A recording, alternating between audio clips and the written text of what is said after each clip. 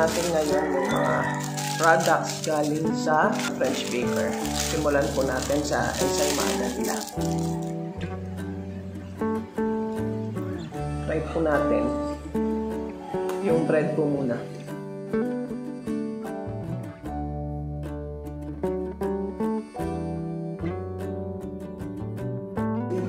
Very soft and moist po. Actually, ilang days na po to sa amin. Nabili po namin to nung Friday pa. Pero after 3 days, okay pa siya. Malambot pa rin yung bread niya, hindi tumigas. So, maganda po ang breads ng French Baker. Try naman po natin yung may topping.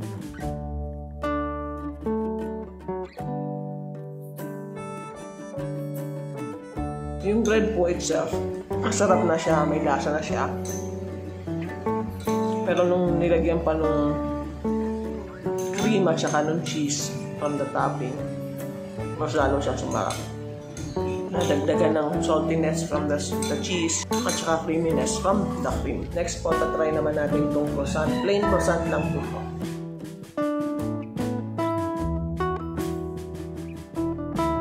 Maganda po yung puff pastry na ginamit dito kasi ang daming layers.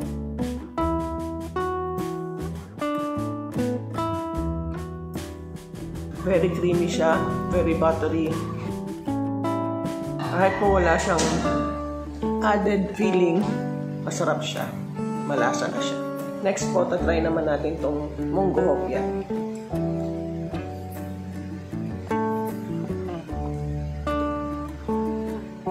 Flaky yung covering ng hopia. Flaky.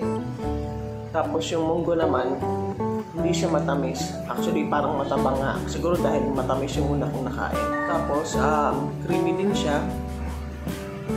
Pero, hindi ko siya masyadong gusto kumpara dun sa croissant. Next, try naman natin itong cinnamon roll. Ano na siya? Pawis ang itsura ng cinnamon roll. Yung bread niya, very soft and moist. Lasang-lasa mo rin yung cinnamon. At yung sugar coating niya, parang nag-caramelize na. Tapos meron din siyang raisins and nuts.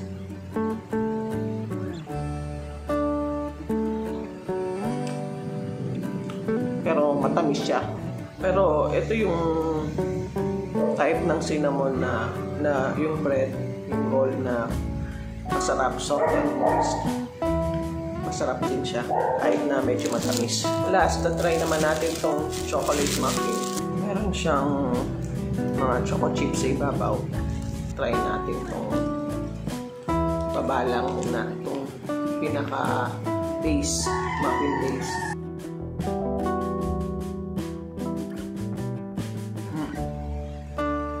Very soft and moist, tsaka may feeling pala siya na chocolate sa loob.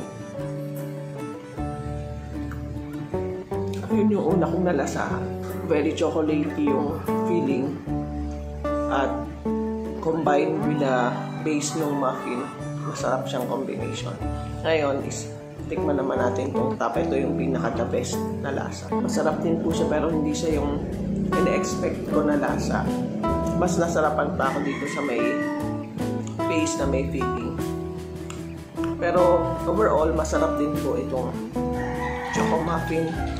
So kung makikita niyo po yung mga products na to sa French Baker, pag niyo po, don't hesitate to try it. Masarap po siya, lalong-lalo na po yung croissant, kahit yung plain lang po.